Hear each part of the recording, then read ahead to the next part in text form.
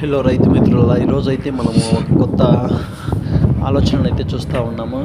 ఒక రైతు వచ్చేసి ఇలా తన పొలంలో సెంటర్ల నడి మధ్యలో ఇలా 2 గోతులు తోగి 10 అడుగుల పొడవు 5 అడుగుల వెడల్పుతో 2.5 అడుగు లోతుతో ఇలా తవ్వి పట్ట వేసి తార్వాలిని పట్ట నీళ్లు పట్టి పెట్టుకున్నాడు. ఇది ఎలా ఉపయోగపడుతుంది ఆ రైతు కంటే, ఇప్పుడు మిరప మొక్కలు నాటుతారు కదా,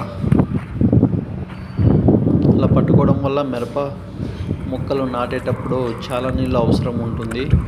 ఆ టైంలో మనకు నీళ్ళు కావాలి. అదే మొక్కలు నాటడానికి చాలా అవసరం నీళ్ళు.